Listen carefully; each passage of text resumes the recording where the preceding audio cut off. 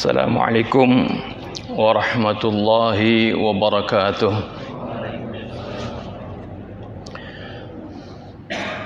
Bismillahirrahmanirrahim.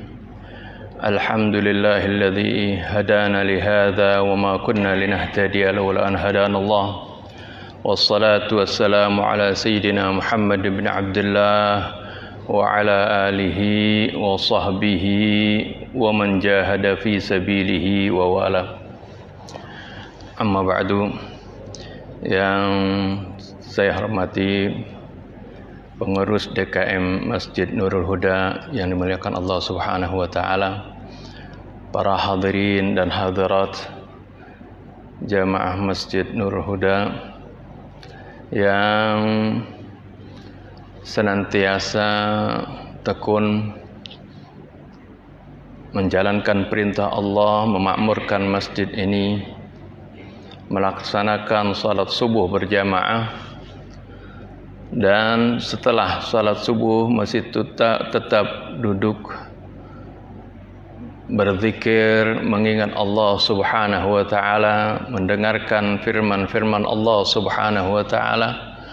Semoga segala amal yang kita lakukan diterima oleh Allah Subhanahu wa taala, dan senantiasa taufik yang Allah Subhanahu wa taala berikan kepada kita. Taufik itu adalah kemudahan, bantuan, ma'unah dari Allah Subhanahu wa taala di dalam kita menjalankan perintah-perintahnya. Ini senantiasa Allah berikan sampai akhir umur kita. Hadirin dan hadirat yang dimuliakan Allah Subhanahu wa taala,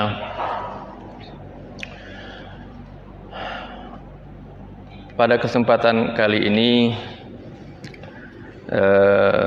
kita akan merenungi firman-firman Allah Subhanahu wa taala di dalam surat An-Nahl. Surat An-Nahl ayat 90, 91, 92. Ya, ini kalau sempat kita baca semua. Ini adalah merupakan firman-firman Allah Subhanahu wa taala yang berisi akhlak, yang berisi bimbingan di dalam kita hidup di dunia ini. Dan bimbingan ini adalah merupakan pilar-pilar di dalam menjaga keutuhan suatu masyarakat, suatu bangsa, ya. Karena pilar-pilar ini adalah pilar-pilar yang penting dan universal sifatnya. Dan inilah yang dicontohkan, yang diajarkan oleh Nabi kita Muhammad sallallahu alaihi wasallam. Untuk itu marilah hadirin sekalian kita baca surat An-Nahl ini ayat 90. Ini sebenarnya ayat ini sering dibaca oleh khatib Jumat. Setiap khatib Jumat pasti membacakan ayat ini, ya, umumnya seperti itu. Ya, di akhir khutbahnya. Ya, kenapa seperti itu? Karena pentingnya ayat-ayat ini. Karena pentingnya ayat ini sebagai mengingatkan, sebagai pengingat bagi masyarakat, ya, agar supaya senantiasa mengamalkan isi dan kandungan ayat tersebut. Tapi sebelum itu kita baca dulu Ummul Kitab Suratul Fatihah. Semoga dengan bacaan Ummul Kitab Suratul Fatihah Allah Subhanahu wa taala membukakan hati-hati kita di dalam memahami firman-firman-Nya, memaafkan segala kesalahan dan dosa kita, dan juga kesalahan dan dosa kedua orang tua kita, para guru kita, orang-orang yang telah berjasa kepada kita, juga saudara-saudara kita kaum mukminin wal mukminat. Ala hadhihi niyyah wa kulli niyatin salihah wa ila hadratin Nabi Muhammadin sallallahu alaihi wa alihi wasallam. Al-Fatihah. أعوذ بالله من الشيطان الرجيم بسم الله الرحمن الرحيم الحمد لله رب العالمين الرحمن الرحيم مالك يوم الدين إياك نعبد وإياك نستعين اهدنا الصراط المستقيم صراط الذين أنعمت عليهم غير المغضوب عليهم ولا الضالين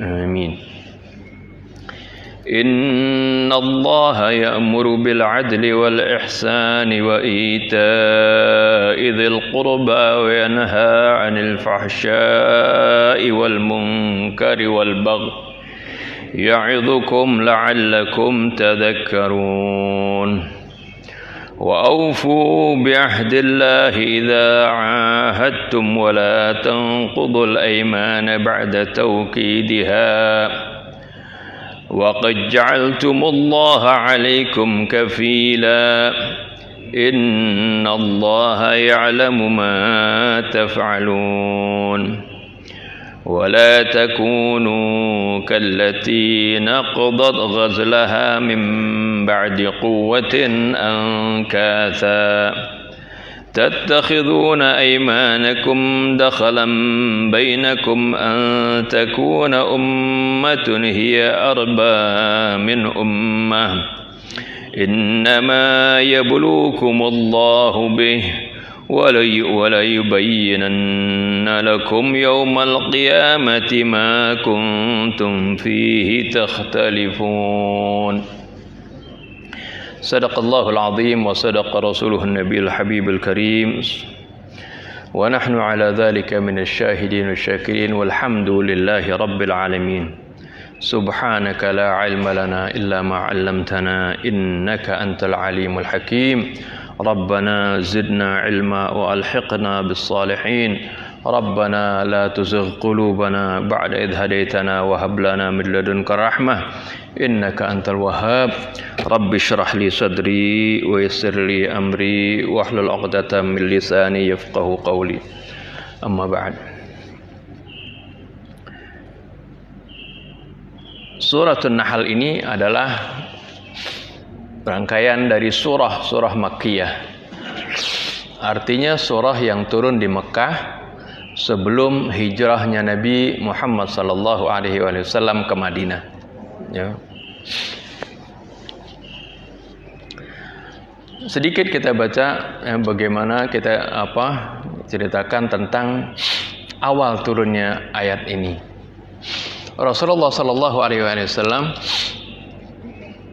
punya saudara susu, ya, namanya Utsman ibn Mad'un radhiyallahu anhu. Ketika Rasulullah sallallahu alaihi wasallam berdakwah setelah mendapatkan wahyu dari Allah Subhanahu wa taala dan diperintahkan untuk berdakwah, mengajak manusia ke dalam Islam, Rasulullah tentu berdakwahnya secara bertahap. Yang pertama keluarganya dulu didakwahi, ya, kemudian teman-teman dekatnya, ya, keluarganya, terutama sekali istrinya, ya, beriman kepada Allah Subhanahu wa taala, ya, beriman kepada Rasulnya. Kemudian saudara sepupunya, ya, yang memang diasuh oleh beliau yaitu Sayyidina Ali juga beriman. Kemudian teman dekatnya Sayyidina Abu Bakar As-Siddiq, ya, diajak, ya, kemudian beriman. Sayyidina Utsman bin Affan dan Sayyidina Abu Bakar juga mengajak teman-temannya. Akhirnya semuanya banyak yang beriman. Juga termasuk Rasulullah mengajak saudara susunya itu Utsman ibn Mad'un, saudara susunya. Rasulullah dekat dengan Utsman bin Mad'un ini. Diajak Utsman bin Affan, ya, awalnya belum yakin gitu. Tapi karena terus Rasulullah mengajak, akhirnya dia ikut masuk ke dalam Islam. Tapi tetap di dalam hatinya ini ada keraguan, ada kebimbangan gitu.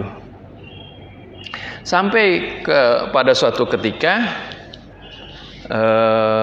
Rasulullah sedang duduk berdua ngobrol sama Utsman bin Mad'un ini. Tahu-tahu tiba-tiba Rasulullah SAW bangkit, ya, dan mundar-mandir seperti itu. Dilihat, diperhatikan oleh Utsman bin Maz'un. Ternyata Rasulullah SAW sedang kedatangan malaikat Jibril menurunkan firman Allah Subhanahu wa taala ini, yaitu ayat 90, innallaha ya'muru bil adli wal ihsan wa ita'idzil qurba wa yanha 'anil fahsya'i wal munkari wal baghi ya'idzukum la'allakum tadhakkarun fadhkurullaha ya'idzukum la'allakum tadhakkarun. Di situ ya turun ayat ini. Setelah itu Utsman bin Maz'un bertanya kepada Rasul, ada apa ya Rasulullah? Ya, lalu Rasulullah menjawab, sungguhnya aku barusan didatangi malaikat Jibril dan menyampaikan suatu ayat ya, yang sangat indah sekali, yaitu dibacakan oleh Utsman bin Maz'un. Innallaha ya'muru bil adli wal ihsan wa ita'idzil qurba wa yanha 'anil fahsya'i wal munkari wal baghi ya'idzukum la'allakum tadhakkarun. Sungguhnya Allah ya'muru bil adli wal ihsan, memerintahkan agar kita selalu berlaku adil, wal ihsan, dan selalu berbuat baik, wa ita'idzil qurba, dan juga memberikan kepada kerabat hak-hak mereka, wa yanha 'anil fahsya'i wal munkari wal baghi, dan Allah melarang dari segala perbuatan fahsya dan kemungkaran dan juga kezaliman. Ya'idzukum, Allah Subhanahu wa taala menasihati kalian, la'allakum tadhakkarun, agar supaya kalian bisa mengambil pelajaran. Nanti kita akan renungi makna ayat ini. Tapi namanya ya orang Arab yang diturunkan bahasa Arab kepada mereka, ketika mendengarkan ini ayatnya Utsman bin Maz'un, langsung dia bergembira, dia bilang, aduh, sekarang aku baru mantap bagaimana keimanan ini meresap di dalam hatiku, dan aku yakin bahwasanya ini adalah merupakan agama yang benar, karena Allah memerintahkan untuk kita berlaku adil. Keadilan adalah sesuatu yang sangat berharga, sesuatu yang sangat dibutuhkan oleh setiap masyarakat. Al-ihsan juga perbuatan baik, ya. Juga menghubungkan silaturahmi antara sesama kita, itu juga sesuatu yang sangat mulia. Dan kemudian Allah melarang dari perbuatan fahsya, munkar, dan kezaliman. Akhirnya setelah itu dia saking gembiranya dia ikut berdakwah, mengajak para pembesar Quraisy. Dibacakan ayat ini dan juga para pembesar Quraisy ikut terkagum-kagum dengan ayat ini. Walaupun di antara mereka ya tentu kalau yang sombong tetap aja walaupun terkagum-kagum dengan Al-Qur'an, dan mereka meyakini bahwasanya ini bukan firman, bukan ucapan manusia, tapi karena ada kesombongan, keangkuhan, mereka nggak beriman. Seperti Al-Walid ibn Mughirah, dia seorang sastrawan, seorang kaya dan memiliki kedudukan di kaumnya. Anaknya banyak, laki-laki semuanya ada 11. Ya, orang yang memiliki anak laki-laki zaman jahiliyah merupakan kebanggaan. Tapi kalau zaman jahiliyah memiliki anak perempuan, mereka merasa terhina. Sampai diceritakan dalam Al-Qur'an, wa idza busyira ahaduhum bil untha dhalla wajhuhu muswadda wa huwa kadhim. Kalau mereka itu diberikan kabar gembira kalau anaknya perempuan, langsung dhalla wajhuhu muswaddan, ya, maka mulailah wajahnya itu muram. Muswaddan itu asal katanya hitam, menghitam. Maksudnya menggambarkan mereka sedih, muram, kesel. Ya, wa huwa kadhim, dia menahan marah. Kenapa dapat anak perempuan? Ya, perempuan di zaman jahiliyah nggak dihormatin, baik sebagai ibu, sebagai istri, maupun sebagai anak, nggak dihargai. Ya, bahkan di antara mereka ada yang sampai memendam anaknya hidup-hidup, bayinya hidup-hidup. Ya, itu wa huwa kadhim yatara wa yatawara minal qaum. dia malu ya, kalau ketemu kaumnya. Ayumsikuhu ala hunin am yadussuhu fit turab. Apakah anak ini tetap aku pelihara tapi dalam keadaan hina, am yadussuhu fit turab, atau aku pendamkan dalam tanah. Ini Allah ceritakan bagaimana perilaku mereka dan bagaimana mereka tidak menghargai kaum wanita. Islam datang, Islam mengangkat harkat martabat wanita. Ya, bahkan di dalam Al-Quran ada surat An-Nisa, berkali-kali Allah Subhanahu wa Ta'ala berpesan, bahkan nabinya juga berpesan untuk berlaku baik. Istausu bin nisa'i khaira, berwasiatlah kalian untuk selalu ya, berlaku baik dengan para wanita. Baik apalagi dengan sebagai ibu. Bahkan Rasulullah perintahkan ya, ketika ditanya siapa manusia yang paling baik ya, yang paling utama aku perlakukan dengan baik, Rasulullah bilang ummuka. Ditanya lagi oleh sahabat, tsumma man, siapa? Kemudian ummuka, ibumu. Tsumma man, kemudian siapa lagi? Ummuka, masih 3 kali ibumu. Baru yang keempat, baru tsumma man abuka, baru bapakmu. Jadi bagaimana Islam mengangkat harkat martabat manusia.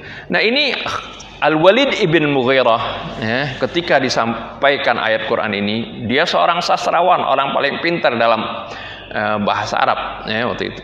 Ya, artinya nggak semua orang Arab mengerti tentang syair ya, piawai dalam bahasa seperti itu. Tapi ini Al-Walid ibn Mughirah ya, dia seorang yang pandai di dalam sastra. Punya anak banyak, kaya raya seperti itu. Ya, di antaranya yaitu anaknya ya, yang masuk Islam adalah nanti Khalid bin Walid, salah seorang sahabat Nabi ya, yang jago di dalam perang, jenderal perang, sehingga dijuluki Saifullahil Maslul, pedang Allah yang terhunus. Ini Al-Walid, bapaknya Al-Walid bin Al-Mughirah, ketika mendengarkan ayat ini dia kata inna lahu la halawah wa inna alaihi la talawah wa innahu la mughdik wa innahu la muthmir. Ya.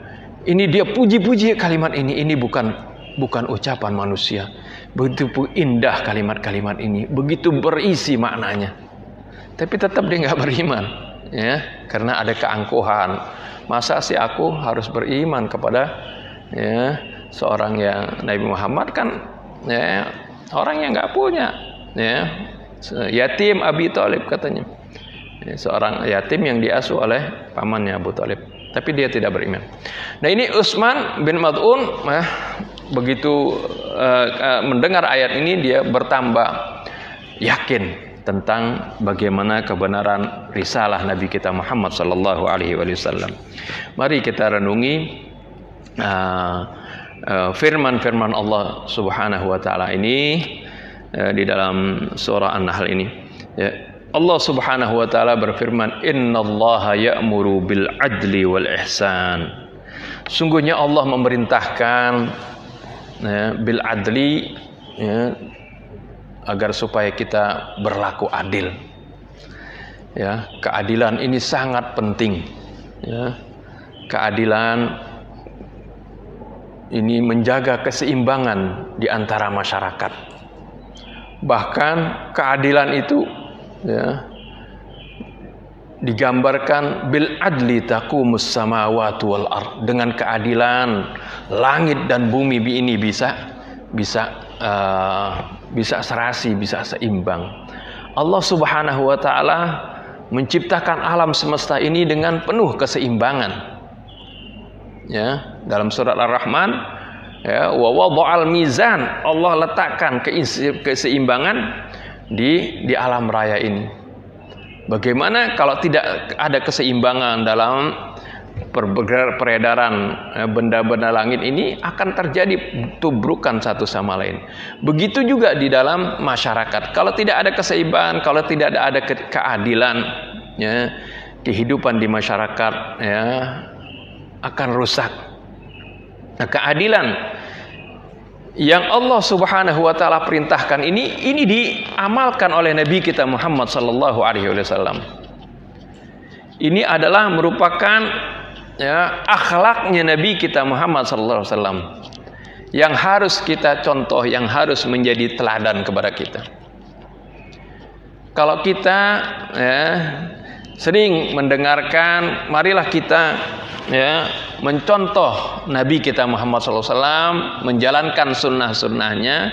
Banyak orang menggambarkan sunnah-sunnahnya ini ya, hanya yang bersifat syakliyah, hanya yang bersifat ya, casing, penampilan-penampilan. Ini mudah saja ya, gampang seperti itu. Tapi banyak ya, ini zawahir, ini hal-hal yang hanya yang zahir. Ya, walaupun orang kalau melaksanakannya dengan penuh kecintaan kepada Nabi, ingin iqtidak kepada Nabi, insya Allah dia tidak akan luput dari pahala. Tapi kalau dia gunakan, misalnya dia pakai sorban, dia pakai jubah, dia pakai gamis, dia pakai baju koko, dia pakai pici, dipanjangkan jenggotnya, tapi hanya penampilan saja untuk menipu manusia, kemudian kelakuannya ya, akhlaknya tidak baik, tidak memegang janji, tidak memegang amanah. Nah, itu hanya tameng ya, jadi menjadi hanya tameng. Tapi akhlak yang sebenarnya bagaimana dia bisa ya, dia bisa berlaku adil, dia bisa berlaku jujur, dia bisa tidak berdusta di dalam omongannya, ya, dia berlaku tawadhu. Ini adalah akhlak-akhlak ya, yang merupakan kepribadian Nabi kita Muhammad SAW yang seharusnya menjadi ya, juga akhlak kita ya, kita teladani akhlak beliau. Yang pertama, bagaimana tadi ya, Allah Subhanahu wa taala memerintahkan agar supaya kita berlaku adil. Adil di dalam segala perbuatan kita, baik di antara keluarga kita ya, atau di antara masyarakat. Karena dengan keadilan tidak akan terjadi kegoncangan. Seorang anak saja di dalam satu keluarga kalau diperlakukan tidak adil, misalnya kita karena sayang kepada satu anak yang lain kita nggak sayang, ini nanti akan dituntut oleh Allah Subhanahu wa taala. Ya. Rasulullah Shallallahu Alaihi Wasallam pernah didatangi oleh sahabatnya yang bernama Abu Bishr atau lupa ya. Didatangi oleh sahabatnya, kemudian dia katakan, ya Rasulullah, saya ingin memberikan harta saya ini sebelum saya meninggal, saya berikan harta saya ini, sebagian harta saya ini kepada anak saya yang satu ya. Ada satu anaknya yang dia sayang, dia mau berikan hartanya. Terus Rasulullah SAW bilang, apakah kepada semua anakmu kamu berikan harta yang seperti ini? Apakah sama semua anakmu kamu berikan harta seperti ini? Arti dihibahkan ya.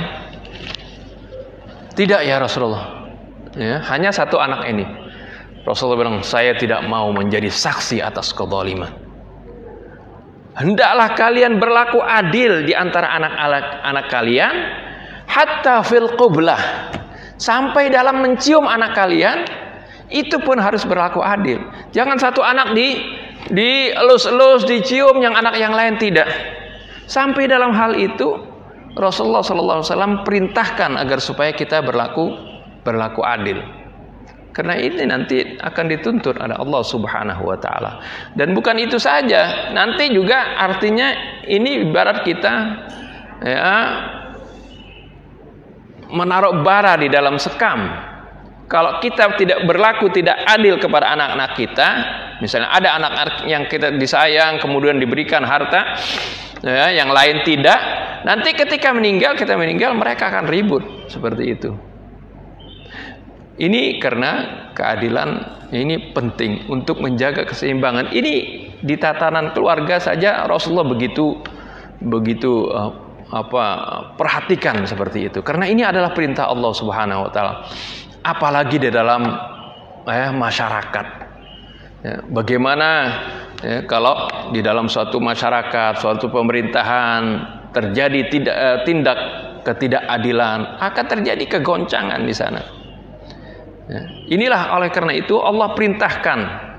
Ini adalah perintah yang sangat universal. Ini adalah contoh bagaimana Islam itu menegakkan keadilan.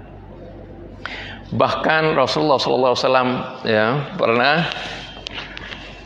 pada suatu ketika ya, ada seorang wanita dari Bani Mahzum, wanita dari kalangan terhormat, bangsawan. Bani Mahzum itu termasuk kabilah di Quraisy, kabilah yang terhormat. Ya. Ini ada seorang wanita di antara mereka mencuri kalung. Wah, berita ini membuat goncang keluarganya dan juga sukunya. Akhirnya mereka kasakusuk, ya, bagaimana caranya agar supaya wanita ini tidak dihukum, agar supaya Rasulullah SAW berikan dispensasi. Ini kan wanita terhormat gitu. Jadi mereka bermusyawarah bagaimana caranya agar meminta kepada Rasul memberikan dispensasi, ya, agar supaya wanita ini tidak dihukum. Setelah punya musyawarah, oke, kalau gitu mari kita usulkan saja. Kita beritahukan kepada Rasulullah kalau nanti hal ini terungkap, dihukum di depan masyarakat, nanti akan membuat aib kepada Bani Mahzum pada khususnya dan kepada Quraisy semuanya, kepada bangsa Arab, katanya. Rencana ini kemudian sudah matang, mereka ingin usulkan kepada Nabi. Tapi masalahnya siapa yang akan berani menyampaikan kepada Nabi? Ya, ini kejadiannya sudah di Madinah, ya, bukan waktu di Mekah. Ya. Akhirnya, ya, mereka lalu sepakat yang diutus untuk bicara kepada Nabi, kita suruh saja Usamah bin Zaid. Usamah bin Zaid ini adalah anak Zaid bin Harithah. Zaid bin Harithah ini adalah, ya, sahabat yang sangat dicintai oleh Nabi. Ya, termasuk dia minas sabiqinil awwalin, orang-orang yang masuk Islam, ya, terdahulu. Zaid bin Harithah ini, ya, sebenarnya asalnya adalah seorang hamba sahaya yang dimiliki oleh istri Nabi Sayyidah Khadijah radhiyallahu anha, ya, wa alaihi salam, yang dihadiahkan kepada Nabi kita Muhammad SAW, lalu dimerdekakan dan diangkat anak, dijadikan anak pungut. Saking cintanya, dan juga tradisi dari bangsa Arab dahulu, kalau mengangkat anak itu mereka menasabkan anaknya kepada bapak angkatnya. Ya. Ini juga Nabi seperti itu. Zaid ini dipanggil oleh orang-orang, manggilnya Zaid bin Muhammad.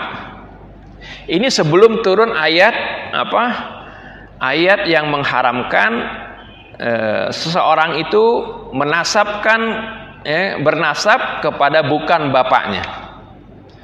Ya.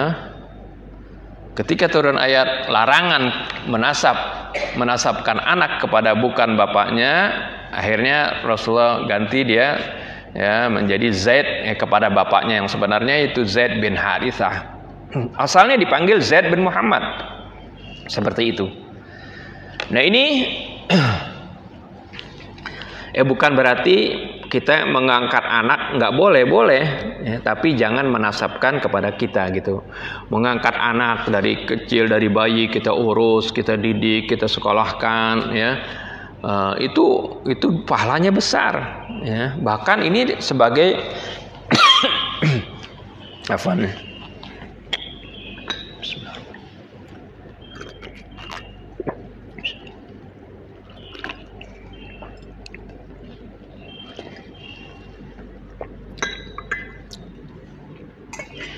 Ini adalah termasuk kita menanam namanya, ya, amal jariah. Kalau kita didik anak pungut itu menjadi anak yang soleh, itu nanti, ya, selama dia beramal soleh, kita pun mendapat pahala seperti, ya, kita punya anak yang kita didik, ya, menjadi anak yang soleh seperti itu. Tapi yang tidak boleh adalah menasabkan anak tersebut kepada bukan bapaknya, kepada kita, ya. Ini larangan dari Allah Subhanahu wa taala. Nah, jadi mereka sepakat yang bakal bicara adalah Usamah bin Zaid. Usamah bin Zaid yang bakal diutus menghadap kepada Nabi. Ya, karena dia anak dari anak pungutnya Nabi yang dicintai oleh Nabi. Akhirnya datang menghadap Nabi kita Muhammad SAW.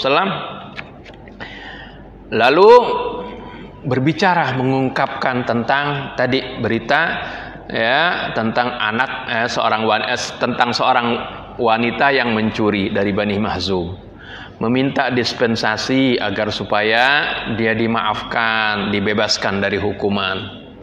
Rasulullah SAW marah, ya. Berarti ini apa? Ini adalah bentuk ketidakadilan di dalam hukum. Rasulullah SAW kumpulkan para sahabatnya, Rasulullah berkhutbah. Di antara isi khutbahnya adalah Rasulullah katakan, innama ahlakal ladzina min qablikum kanu idza saraqa fihimus syarif tarakuhu wa idza saraqa fihimud dhaif aqamu alaihil had. Sesungguhnya hal yang membinasakan kaum-kaum sebelum kalian. Kenapa mereka dibinasakan oleh Allah Subhanahu wa taala, diazab oleh Allah Subhanahu wa taala? Karena mereka, ya, di antaranya adalah karena jika ada di antara mereka yang mencuri dari kalangan orang-orang yang terhormat, anak pejabat, orang-orang yang memiliki kedudukan, orang-orang yang mulia, tarokuhu, mereka biarkan. Jadi kalau yang membuat kesalahan dari orang-orang yang memiliki jabatan, orang-orang terhormat, orang-orang yang kaya, mereka biarkan. Wa idza saraqa fihimud dhaif, jika ada orang yang mencuri, itu adalah yang mencurinya itu adalah orang yang lemah, rakyat jelata, aqamu alaihil had, mereka, ya, tegakkan hukum pidana terhadap orang tersebut. Waimullah, Rasulullah sampai bersumpah, demi Allah, lau anna Fatimah binta Muhammadin saraqat laqata'tu yadaha. Demi Allah, seandainya Fatimah binti Muhammad, putriku sendiri, andai kata mencuri, aku akan potong tangannya. Ini adalah menunjukkan bagaimana ketegasan Rasulullah di dalam menegakkan keadilan. Bukan berarti putrinya Rasulullah seperti itu, ya, maha suci, ya, artinya dia itu dalam keadaan baik, suci sampai akhir hayatnya, tidak melakukan suatu kezaliman, ketidakadilan, apalagi pencurian. Tapi ini adalah bentuk ketegasan Rasulullah SAW sampai terhadap keluarganya pun, jika melakukan, ya, pencurian, Rasulullah akan tindak, ya. Ini adalah bentuk keadilan. Kejadian lain juga pernah kepada, ya, Sayyidina Ali bin Abi Thalib, ya, ketika beliau bersengketa dengan seorang Yahudi, kemudian diadili. Ini zaman Sayyidina Umar, ya, ketika menjadi Amirul Mukminin. Ketika duduk di meja persidangan, di kursi persidangan, si hakimnya itu memanggil Sayyidina Ali dengan panggilan terhormat, panggilan Abu Turab. Ini adalah panggilan terhormat. Ini julukan kepada Sayyidina Ali yang diberikan oleh Nabi Muhammad SAW. Sayyidina Ali tidak sangat gembira kalau disebut dengan panggilan ini, Abu Turab namanya. Abu Turab artinya orang yang bapaknya tanah, maksudnya karena Sayyidina Ali pernah waktu itu lagi tiduran di Masjid Nabawi. Dulu nggak kayak sekarang, ya, marmer seperti itu. Kalau dulu kan tanah gitu. Rasulullah Sayyidina Ali tidur masjid sampai, ya, banyak kotoran tanah di bajunya. Dibangunkan oleh Sayyidina Ali, Rasulullah dibangunkan, kemudian dibersihkan tanah ini. Gum ya Abu Turab, bangunlah wahai Abu Turab. Nah, dari situ kemudian Sayyidina Ali dipanggil oleh Rasulullah selalu dengan sebutan Abu Turab, dan ini adalah merupakan panggilan kehormatan buat Sayyidina Ali. Ketika hakim memanggil Sayyidina Ali dengan Abu Turab, ya, Sayyidina Ali protes. Ya, ketika si Yahudi dipanggil namanya saja, kalau Sayyidina Ali dipanggil dengan nama penghormatan, Sayyidina Ali protes. Panggil saya dengan namanya. Nama saya seperti kamu memanggil orang Yahudi ini dengan namanya. Jangan kamu beda-bedakan di dalam pengadilan, sampai dalam menyebut memanggil pun, ya, tidak boleh dibedakan, apalagi di dalam keputusan. Ini adalah bentuk bagaimana keadilan yang diperintahkan oleh Allah, kemudian dipraktekkan oleh nabinya dan juga oleh para sahabatnya. Seperti itu. Innallaha ya'muru bil adli wal ihsan. Ya, dengan keadilan ini, ya, tentunya terkadang keadilan itu, ya, bisa menyakitkan, ya. Seperti misalnya seorang, ya, dalam hukum Islam, ya, seorang yang dibunuh misalnya, seorang keluarganya dibunuh, maka dalam hukum Islam, ya, dia keluarganya berhak menuntut orang yang membunuh itu untuk dibunuh lagi, ya, artinya diberikan hak. Bukan setiap orang yang dibunuh. Sering orang ini hukum Islam itu adalah hukum qisas, kalau ada orang membunuh harus dibunuh. Benar, tapi nggak selalu seperti itu. Itu diserahkan kepada keluarganya, ya. Nah, ini kalau ditegakkan keadilan seperti itu, ya harus, ya. Kalau dia misalnya dia bukan membunuh, dia misalnya menyakiti, pernah memukul, ya, nah orang itu nanti akan dipukul lagi di dalam pengadilan, ya.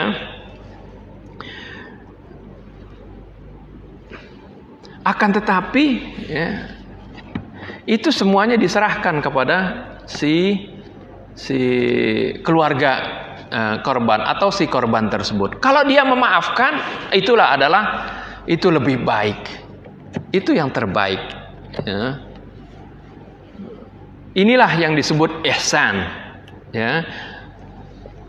Karena Allah Subhanahu wa taala menerangkan, fa in uqibtum fa'aqibu bimithli ma uqibtum alaih. Kalau kalian disakiti, maka kalian berhak, ya, membalas sesuai dengan kejahatan yang mereka lakukan. Akan tetapi wala in sabartum fahuwa khairul lisabirin, ya. Akan tetapi kalau kalian bersabar, maka itulah yang terbaik, ya. Nah, inilah al-ihsan. Jadi di dalam Islam bukan saja al-adlu, ada keadilan, tapi di sana juga ada al-ihsan. Arti al-ihsan itu arti perbuatan yang baik.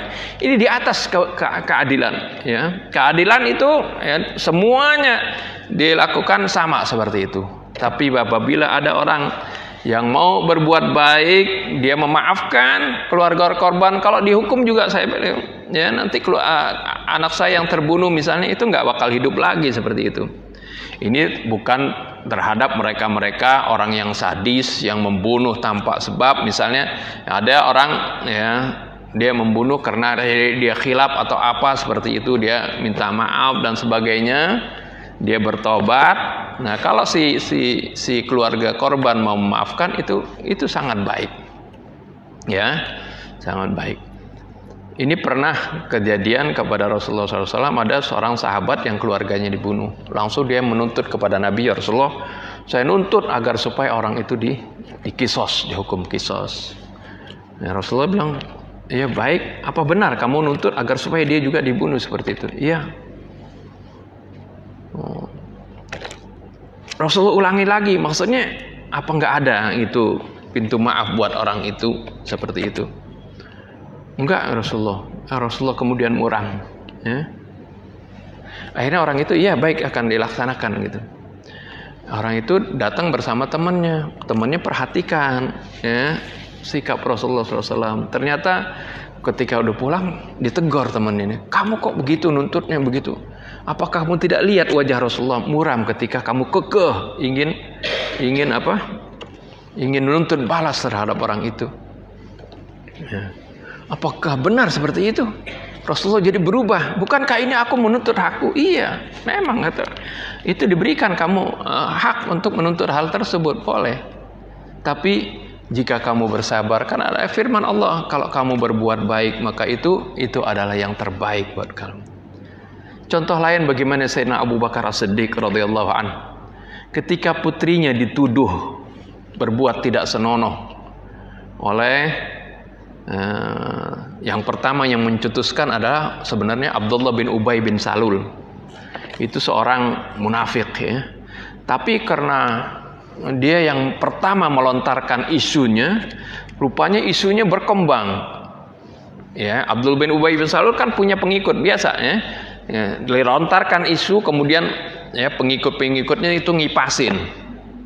Ya. Akhirnya banyak yang terpengaruh oleh isu tersebut. Isu bahwasanya Sayyidatina Aisyah ya, melakukan perbuatan yang tidak senonoh dengan sahabat Nabi yang bernama Safwan ibn Mu'attal. Ini kejadiannya waktu Rasulullah SAW pergi berperang. Yang dibawa waktu itu adalah istrinya Sayyidatina Aisyah. Ketika kembali dari peperangan, beristirahat di perjalanan, kemudian ya Sayyidatina Aisyah itu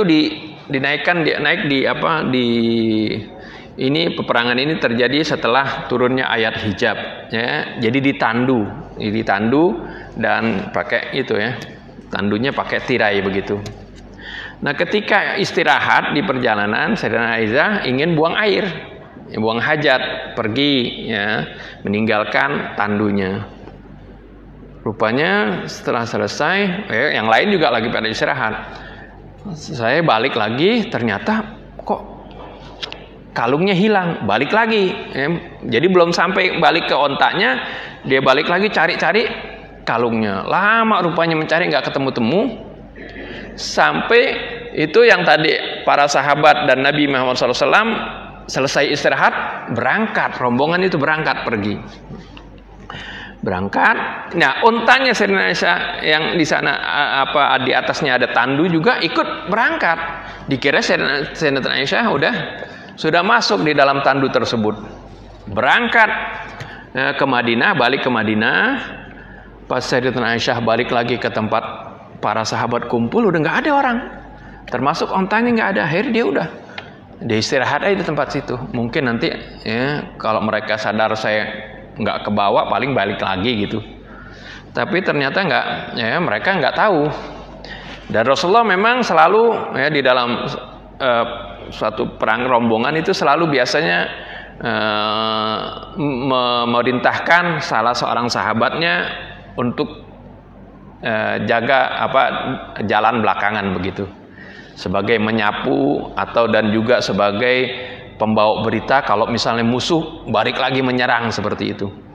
Nah, ini sahabat ini kebetulan yang diperintahkan memang oleh Rasulullah supaya jalannya itu belakangan dari rombongan yang bernama Safwan ibn Mu'attal. Di jalan belakangan, pas dia masuk di mana? Datang ke tempat istirahat tadi, dilihat ada Sayyidatina Aisyah. Ini syuruknya. Nah. Ya, ketemu Aisyah, kemudian disuruh naik ke ontanya. Tanpa berbicara apapun, ontanya diturunkan, ya dibekukan, Sayyidatina Aisyah naik. Kemudian bukan dibonceng sama Safwan, tidak. Safwannya jalan, dituntun ontanya. Jadi nggak duduk barengan begitu. Ya, sampai masuk ke kota Madinah. Pas masuk kota Madinah, dilihat kebetulannya ada oleh Abdullah bin Ubay bin Salul, pimpinan munafik. Ngelihat hal ini kan mereka orang munafik begitu ya. Kalau ngelihat ada celah bagaimana untuk menyerang Nabi, menyerang kaum muslimin, diserang. Lihat, wah, ini langsung aja dia, karena dia itu benci kepada Nabi dan keluarganya, dia Dia bilang, ada apa ini yang terjadi antara Aisyah dengan Safwan? Cuman diucapkan gitu. Jadi ucapannya nggak langsung nuduh, nggak dilontarkan kalimat yang ngambang begitu. Kan sering ya. Lempar bola disambut oleh pengikut-pengikutnya. Isu kemudian, nggak taunya apa, kata dia isukan Sayyidatina Aisyah ini selingkuh, saya itu main serong, saya ini melakukan perbuatan tidak senonoh dengan Safwan bin Mu'attal. Setelah isu ini menyebar terus, sampai bukan saja orang munafik yang termakan isu ini, sampai sahabat-sahabat yang mulia yang ikut perang Badar, kan sahabat yang ikut perang Badar kan sahabat yang mulia, terkena isu ini. Di antaranya penyairnya Nabi Hasan ibn Thabit, dan juga keponakannya Sayyidina Abu Bakar. Keponakan Sayyidina Abu Bakar yang bersepupu Sayyidina Isa, yaitu Mistah ibn Utsatsah. Ini keponakan ini yang biasa dibantu oleh Sayyidina Abu Bakar. Ya, ekonominya lemah gitu. Artinya ini orang termasuk orang yang miskin. Sayyidina Abu Bakar selalu membantunya, memberikan nafkah kepada Mistah ibn Utsatsah ini. Nah, ini orang sahabat ini ikut serta di dalam menyebarkan atau dia termakan isu tadi, menyebarkan fitnah. Ini kemudian sampai turun firman Allah Subhanahu wa taala dalam surah An-Nur yang membebaskan, yang membersihkan nama baik Sayyidatina Aisyah radhiyallahu anha. Nah, tentunya yang tadi melontarkan berita bohong dihukum cambuk oleh Rasulullah SAW. Dan Sayyidina Abu Bakar bersumpah, saya tidak bakal lagi kasih nafkah ini Mistah ini Ibn Utsatsah, karena dia sudah menyakiti saya. Dia anaknya Sayyidatina Aisyah kan anak Sayyidina Abu Bakar, anaknya istri Nabi lagi, kok dituduh berzina, dituduh melakukan tindakan yang tidak senonoh. Akhirnya Sayyidina Abu Bakar sampai bersumpah untuk tidak akan memberikan nafkah lagi kepada orang itu. Wajar kan kalau secara itu orang disakiti gitu. Ini orang udah dikasih hati, minta jantung istilahnya kita sekarang kan. Udah disumbang terus dikasih nafkah terus malah nyakitin seperti itu. Wajar ya. Sayyidina Abu Bakar manusia, sakit hati sampai bersumpah enggak gitu. Akhirnya turun ayat Quran. Bagaimana untuk meluruskan bagaimana perilaku kaum muslimin. Yaitu dalam surah An-Nur juga, wala ya'tali ulul fadli minkum was-sa'ati ayyutu ulul qurba wal masakin wal muhajirin fi sabilillah. Janganlah orang-orang yang kaya, orang yang memiliki keluasan sampai bersumpah untuk tidak memberikan nafkah, memberikan infak kepada kerabat-kerabatnya, dan juga para orang-orang miskin, orang-orang muhajirin, orang-orang yang berhijrah di jalan Allah. Wal ya'fu wal yasfahu, hendaklah mereka memaafkan, wal yasfu, dan berlapang dada. Ala tuhibbuna ay yaghfirallahu lakum wallahu ghafurur rahim. Apakah kalian enggak mau Allah itu dengan kalian memaafkan orang, Allah akan memberikan kemaafan buat kalian dan mengampuni kalian. Karena Allah Maha Pengampun lagi Maha Penyayang. Mendengar ayat ini dibacakan oleh Rasulullah SAW, Sayyidina Abu Bakar langsung sadar, diingat, ya Allah, kalau gitu aku maafkan. Aku maafkan Mistah itu. Tapi Mistah secara hukum udah dihukum juga, hukum cambuk. Tapi secara pribadi dengan Sayyidina Abu Bakar, Sayyidina Abu Bakar masih sakit waktu itu. Mendengar ayat ini, dia bilang, saya maafkan. Wal ya'fu, memaafkan, bukan saja perintahnya hanya memaafkan, bukan. Wal yasfahu, yasfahu itu arti berlapang dada, jangan ingat-ingat dosanya. Bahkan bukan itu saja Sayyidina Abu Bakar, ya, yang biasa dia berikan nafkah kepada Mistah ibn Utsatha ini, ya, misalnya diberikan 1 dinar, ya, setiap bulan misalnya, atau 10 dinar, dia tambahkan 2 kali lipat. Ya, ini namanya ihsan. Ini adalah ihsan. Ya. Jadi bukan hanya Allah itu memerintahkan keadilan, tapi juga Allah perintahkan kita al-ihsan, arti berbuat baik. Dan ini juga pengadilan Allah lebih banyak, ya, untuk kita nanti di akhirat, banyaknya ihsannya Allah itu. Kalau rahmatnya Allah, kalau kita diadili dengan keadilan Allah, kita nggak ada yang selamat, ya. Tapi kita ini dimasukkan ke dalam surga insyaallah itu dengan rahmatnya Allah, dengan kebaikannya Allah subhanahu wa ta'ala. Oleh karena itu Allah juga perintahkan kita agar supaya berbuat ihsan, agar supaya kita, kalau kita berbuat baik kepada orang, kita akan mendapatkan kebaikan dari Allah subhanahu wa ta'ala. Kita maafkan kepada orang, seperti itu Allah akan memaafkan kita. Yang berikutnya adalah wa ita idil qurba, dan memberikan hak kepada kerabat kita, ya, famili kita. Ini adalah memberikan hak kepada mereka. Hak apa? Hak untuk kita hubungkan silaturahmi. Hak misalnya kalau dia bertetangga sama kita, kita berbuat baik padanya. Kan tetangga kita, kata Rasul, ada 3, ya. Ada 3 macam hak yang bagi tetangga. Ada yang memiliki 2 hak, 1 hak, 2 hak, dan 3 hak. Yang memiliki 1 hak adalah tetangga kita yang non muslim. Dia berhak mendapatkan perlakuan baik dari kita. Yang memiliki 2 hak, ya, tetangga kita yang muslim. Dia di samping dia berhak sebagai tetangga, dia juga sebagai saudara kita yang muslim. Yang ketiga adalah kerabat kita. Dia memiliki 3 hak. Hak tetangga, hak sebagai seorang muslim, kerabat yang muslim maksudnya, dan hak sebagai kerabat kita. Ini Allah subhanahu wa ta'ala perintahkan agar supaya kita menjalin hubungan, ya, kepada kerabat-kerabat kita, melakukan kebaikan untuk mereka, ya, karena kerabat itu, ya, adalah lebih utama daripada orang lain, ya, seperti itu. Nah, saya rasa ini saja, ya, berhubung waktu, ya, yang dapat kita renungi, ya, dari firman-firman Allah subhanahu wa ta'ala, yang begitu bernilai, yang sangat penting di dalam membina kehidupan masyarakat. Dan inilah yang dipraktekkan oleh Nabi Muhammad SAW dan juga para sahabatnya, sehingga mereka menjadi khairu ummah, sebaik-baiknya umat, ukhrijat linnas, yang dikeluarkan bagi manusia. Kuntum khairu ummatin ukhrijat linnas ta'muruna bil ma'ruf, ya, wa tanhauna 'anil munkari wa tu'minuna billah.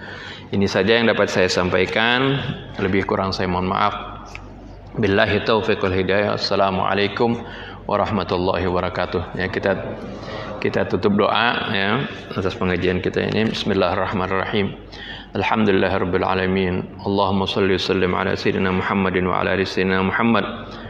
اللهم اجعل جمعنا هذا جمعا مرحوما وتفرقنا من بعده تفرقا معصوما ولا تجعل فينا ولا منا ولا معنا شقيا ولا محروما ولا مأزورا ولا مأثوما اللهم مغفرتك أوسع من ذنوبنا ورحمتك أرجع عندنا من أعمالنا اللهم لا تحرمنا خير ما عندك لشر ما عندنا اللهم اهدنا بهداك واجعلنا ممن يسارع في رضاك ولا تولنا وليا سواك ولا تجعلنا ممن خالف أمرك وعصاك وحسبنا الله ونعم الوكيل ولا حول ولا قوة إلا بالله العلي العظيم وصلى الله على سيدنا محمد وآله وسلم الحمد لله رب العالمين سبحانك اللهم وبحمدك أشهد أن لا إله إلا أنت أستغفرك وأتوب إليك.